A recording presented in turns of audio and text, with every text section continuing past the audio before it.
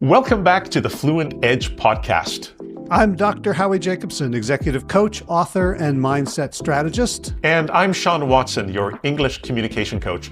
This episode is for anyone who's ever thought, I know English, so why do I still go blank when meetings move too fast? Let me give you the mindset reframe right up front. So your brain is not failing because you're not intelligent enough or capable enough. It's failing because you're trying to get it to do something that it was simply not designed to do, to manage too much in your conscious mind and the exact same moment that you need to project confidence and authority. Today, we're really talking about why fast conversations in English can sometimes feel overwhelming and what's happening in your language processing, and also how to stop translating and start responding automatically. A lot of advanced English learners think, if I just learn more vocabulary, I'll finally feel fluent in meetings, but that's usually not the issue. The real issue is processing speed. And here's why this matters from a leadership standpoint, because knowledge is extremely important, but it's not the thing that's going to get you noticed or promoted if you can't get it out. So the leaders who are known for their knowledge are actually the ones who can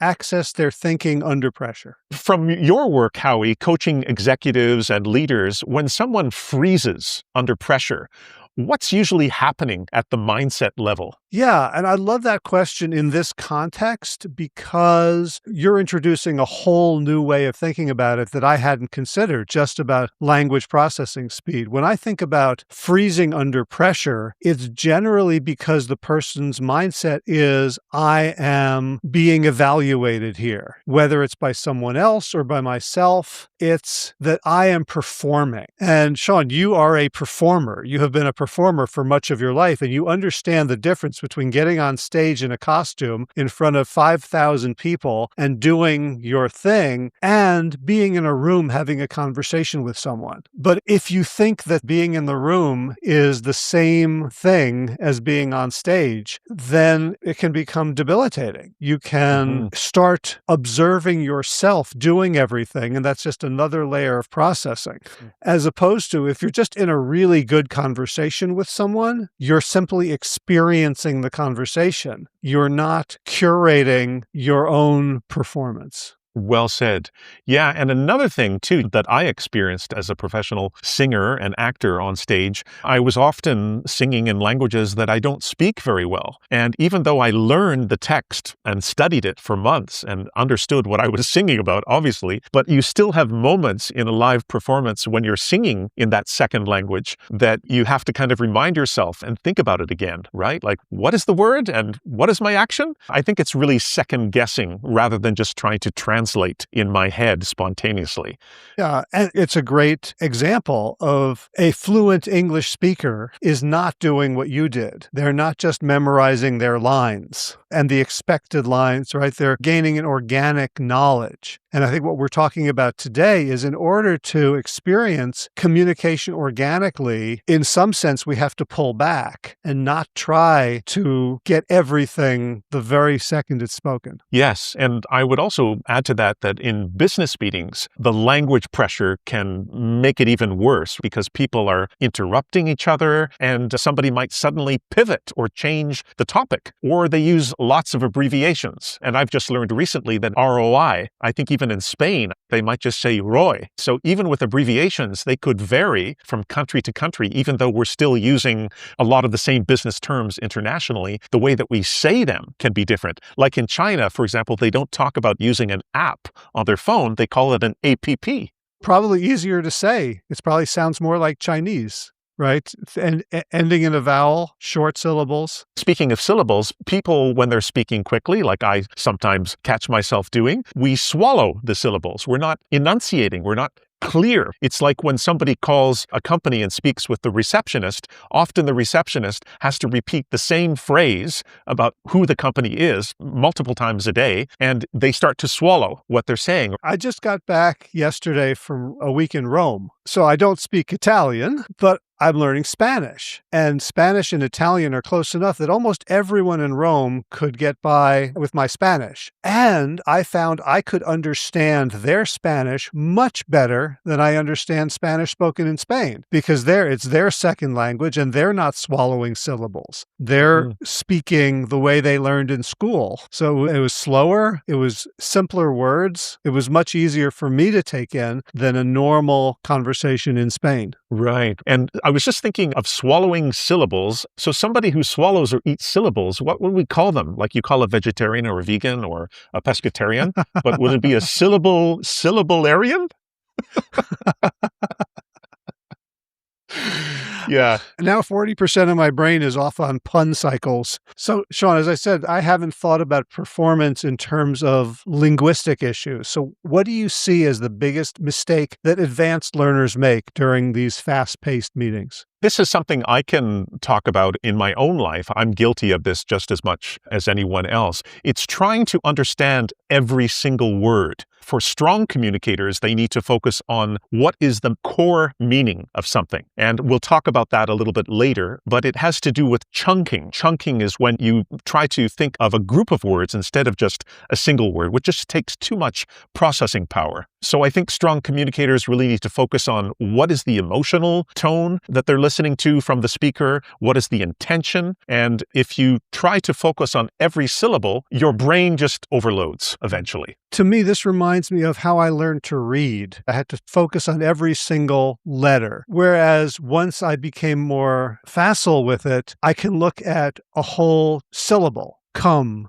mun, ke, tors, communicators, and then entire words, focus, and then a whole sentence. Strong communicators focus on. I'm actually taking in less bits because my brain has combined lots and lots of bits into smaller ones. It's abstracted. Is that kind of what you're talking about in terms of listening? Absolutely. And here's kind of a breakthrough idea to think about. The enemy is not speed. I think the enemy is the translation loop. This is when we're spontaneously translating everything and we're breaking it down into one word at a time. Those two things tend to slow down your processing power. And that's great because it's no longer about, okay, I'm not good enough, I'm not smart enough, I'm not fast enough. I have what it takes right now. I'm just using the wrong system. So that's a completely different conversation about skill and identity. Yes, indeed. So how you work with leaders on identity and self-perception. So why is that reframe from I'm not good enough to I'm using the wrong system? Why can that be so powerful psychologically? Because it gives you locus of control. If I'm not good enough, what can I do about that? I can hide it from people. I can quit. I can accept that I'm never going to rise in my career. If I say I'm using the wrong system, then I can shift it. I have power. And it's what's known in the literature as a growth mindset. A fixed mindset is either, okay, I'm good enough or I'm not good enough. And most people who arise in organizations from a certain point have had their whole identity, their whole life has been, I'm good enough. From elementary school, they get challenged more. They get put into the better classes in secondary school. They pass the exams. They keep going up and up and up. And so it's very easy to have this fixed mindset of I'm good enough, I'm smart enough. And the minute you hit an obstacle, it can be devastating because you are the thing you've always been. And now it's just been shown to you that you've reached your limit, as opposed to someone with a growth mindset who might not have done so well earlier in life, but said, I'm not the best math student, but I can study more, I can learn, I can ask for help. And by the time they reach the same point and they reach the obstacle of these meetings are too fast, I'm not taking enough in, I'm not able to be fluent in response, what do I need to do to get better? And you're saying it can be as simple as shifting the systems you're using. Yes, the system shift in language is quite concrete. Fluent speakers usually don't build sentences word by word. They retrieve language automatically in chunks. If you think of chunks of things like long time no see, or how's it going, or I'm sorry, I didn't catch that. So they're thinking of things in chunks rather than going through each individual word. Or if I were to say, that's a fair point, or let me add to that. So thinking of language in chunks or groups groups rather than just parsing individual words. So when your language becomes more automatic, then you have mental space freed up to listen strategically, to read the room, and then decide when is the right time for you to offer your thoughts. So chunking is the way to do that. But when we're listening, when my brain is listening to Spanish, if it's listening to the radio, or I went to the chiropractor today who doesn't speak any English and she's trying to explain things to me, I feel like I'm drowning and I'm reaching for words. Like, here's a piece of wood floating. I got that word. How can we reduce that translation habit? Because it feels so urgent in the moment to just grab every single word and go through a mental process. And of course, by the time I do that, she's 4 sentences down and I've missed everything. It's a paradigm shift because you have to train the mind to think in terms of groups or chunks instead of just single units. So it doesn't happen overnight, but I know even with me now, as I've mentioned on the podcast before, my wife is French speaking, and in the evening she likes to watch her French shows, sometimes from France and sometimes from Quebec. And in the old days, I would just go off and do my own thing because I found myself trying to translate things word for word. But recently, I've seen quite a breakthrough because now I relax a little bit more into an episode or a talk show, whatever she's watching, and I allow my mind to be open to the idea of trying to catch patterns or chunks rather than smaller units of words. And honestly, I can actually start to feel a difference. We were watching a drama the other night and I leaned over to my wife and I said, "Can you believe she said that?" And she said, "Oh, you caught all of that?" And I said, "Yeah, I actually caught it based on the context, the situation. But yeah, I can already feel a shift in that." So does this correlate in any way with effort? Because when I'm listening, trying to get every word, it feels effortful. Like when I put on the Spanish radio in the morning and I'm just making breakfast, I'm actually paying less attention. So it feels like it shouldn't work. Is that what you're talking about in terms of a broader spectrum, or is it the same amount of effort just directed differently? It's the same amount of effort initially, but I think what I would suggest, and I often suggest this to people I work with, start to develop a word bank or a phrase bank of typical chunking of words. So for example, if you're in a meeting and somebody suggests something and you say something like, I'd approach it differently, or that's worth considering. So I think just creating even a small list of phrases that might come up in your workplace, start to compile those. When phrases become more automatic, your brain starts to bypass grammar construction and looking at things word by word. And it's kind of an added trust in your brain's ability to cope with that. But again, in many languages, we tend to repeat a lot of chunks, like, "How's it going? What's up? Nice to meet you. Could you repeat that, please?" These are phrases that we use all the time. So I would just say at the beginning, think of common situations in your life, whether it's listening to the news in the morning or whether you're in a business meeting or you're watching a drama. Just start to write down the patterns and commit them to your memory as much as you can. And I think this will dramatically increase fluency speed. I wonder if AI has a role here. Let's say if I turn on voice notes and listen to 45 minutes of the radio and then ask, can you come up with a list of 10 phrases of 2 to 5 words that I'm likely to hear over and over again on this broadcast? Great idea. And as somebody said to me the other day, when every sentence feels like construction work, then meetings feel exhausting. Like if you're just looking at it brick by brick instead of a larger view of what's going on, it will be exhausting and tiring and you'll feel discouraged. So you're right. I think AI could be helpful. And again, this is sort of how AI works anyway, trying to guess what you're going to say next. So in meetings, that's the same idea. You can kind of gauge certain phrases that could be used over and over again. So if marketing owns onboarding, but product controls activation metrics, we probably need alignment before rollout because otherwise customer success gets overwhelmed Q3. Okay, so if we just take a moment there, that's exactly the kind of sentence that causes non-native English speakers to freeze because it's full of so much jargon. So the instinct when you hear that is to try and follow each word. But I wouldn't do that. I would focus on the core meaning. I read it quickly, but I would say the core meaning might be teams need alignment before rollout, for example. So everything else is just background or just context. I have to say, I am a native English speaker and my brain froze when I heard that sentence.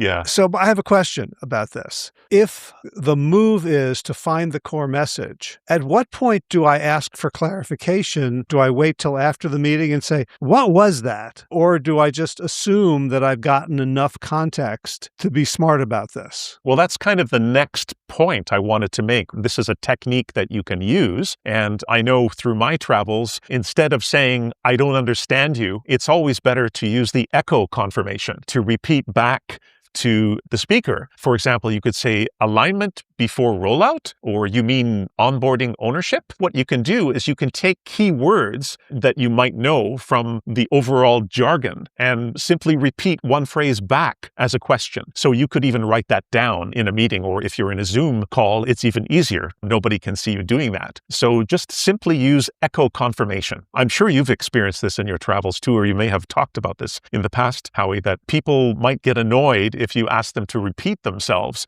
or if you say, I don't understand. But if you try to say, oh, you mean you were trying to say that the bus only comes twice a day? Ah, see. Yeah, right? Uh-huh.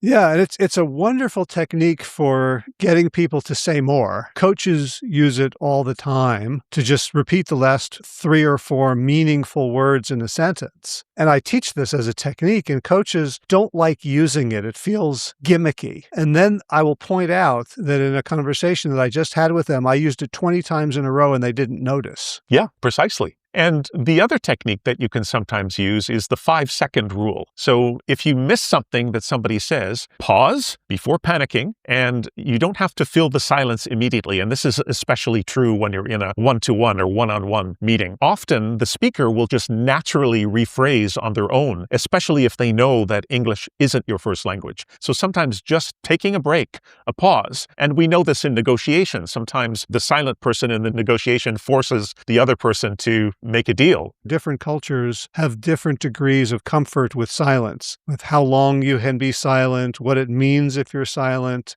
So what would you say for people who are adjusting to an English language environment? What are the emotional and psychological and power dynamics of silence? That's a tough one because to a certain degree, it's subjective. I have a friend here in Canada who tends to inject a lot of silence in between everything that he says. But if you're working with somebody new, for example, if I'm a non-native English speaker and I'm in a company and I've got a new manager or a new supervisor or whatever, obviously you have to gauge things a little bit. But I think once the relationship has been established and you have some rapport, then you can understand what's an appropriate amount of silence. I don't always think it's just a cultural difference. It has to do with using your own emotional intelligence and also becoming comfortable with the concept of silence. There's a beautiful provincial park a couple of hours from our home here. It's called Silent Lake Provincial Park. And every time we go there, it's one of the loudest parks I've ever been to. People walk through the forest and they fill up the silence with crazy things they say, like, has anybody seen my tweezers? It's almost like people are awkward with the fact that the park is called Silent Lake. The forest just echoes with people's voices every time we've been there. There's no silence. On Monday, we were in the Sistine Chapel, and they prepared us well in advance. The tour guide, this is a holy place, sacred, no speaking. We got there. Of course, it was, there's like 500 people crammed in like sardines. It was really loud, like everybody's sort of whispering, but there's hundreds of people whispering. We went through the same experience. And yeah, that's a perfect example, the Sistine Chapel effect kind of thing. Yeah, please be quiet. This is a sacred place.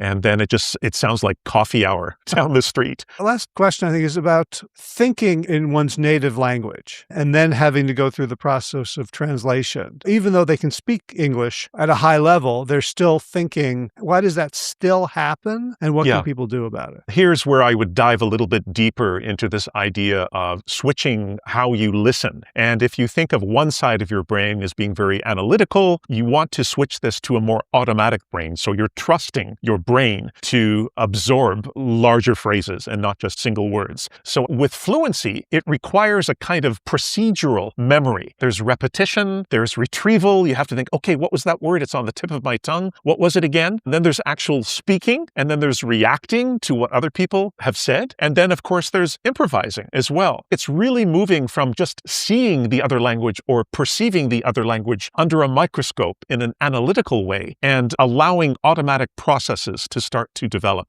And it's different for everybody. And when you do need clarification, try to be specific. Don't say something like, sorry, I didn't understand. It's not specific, and it puts pressure on the other person to try to guess what exactly you didn't understand. So you could say something like, that presentation moved quickly. Could you explain the onboarding part again? So really try to be as specific as you can with your clarifications, rather than just saying, I don't understand, or could you repeat that? I'm going to have to use that one because I am all over no entiendo. So that's a good one for me. So here's a suggestion for you. Try to narrate your day. So a few times a day, you can describe what you're doing in English out loud or to yourself silently. You could say something like, I'm reviewing the client proposal, or I'm stuck in traffic trying to get home for dinner, or I need to follow up after lunch. So start to practice thinking of phrases rather than just single words that you have to learn. This really trains your brain to access language in real-world contexts, not just study contexts. So Howie, you've coached leaders through high-stakes presentations and boardroom moments. What's the mindset shift that separates the ones who rehearse effectively from the ones who just go through the motions? The mindset is, first of all, what am I trying to accomplish? What's the goal or the strategy, or where am I trying to get to? I also want to think about the other person. So if it's a conversation, I want to think about what do they want? Why are they at this meeting? What's important to them? What might get in their way? And finally, I want to focus on the connection, that whatever we get done or don't get done in the meeting, one of my goals is that we have a better relationship at the end of the meeting than we had at the beginning. And that can happen even if we disagree. It can happen even if we're at odds. We can still ask questions about what the other person sees. We can say, okay, I see you're weighing this risk differently than I am, and I understand that we're coming from different places here. And if it's about communication and relationship, then I think that automatically pushes the idea of performance that we talked about at the beginning off to the side, where it doesn't become so important. So you don't feel so much pressure. You're just in the flow, working with someone else to get something done. Right. Slower speech, even if you slow down by 20 or 30%, this gives you time to retrieve the right language, and it shows confidence. So shorter sentences, more intentional pauses, and that's really what communication should sound like, especially in a business context. There was a movie, I think it was in the 80s, called Being There. Do you remember seeing I this love movie? that film with Peter Sellers. Yeah. Peter Sellers plays a very, very simple gardener who, through mistaken identity, is thought to be a deep thinker and brilliant mind. And he speaks slowly in the simplest of sentences. And instead of letting people know that he's not brilliant, the more he does it, the more profound they think he is. I love that film so much. It's just a classic. Please subscribe and share the Fluent Edge with friends or colleagues who are working on their English or leadership communication. And if you're looking for support beyond the podcast, we've each opened up spots for one-on-one coaching. Howie helps professionals avoid burnout, lead with purpose, and shift their mindset for sustainable success. And if you're focused on English, clarity, global presence, or confident communications, why don't you book a free discovery call with Sean to explore how the two of you can sharpen your voice and impact together. And you can find both of our links in the description and the show notes. So everybody, thanks again for listening. Remember to think clearly, speak boldly, and remember, most people do neither. Your voice is ready. Your potential is limitless. Go show the world.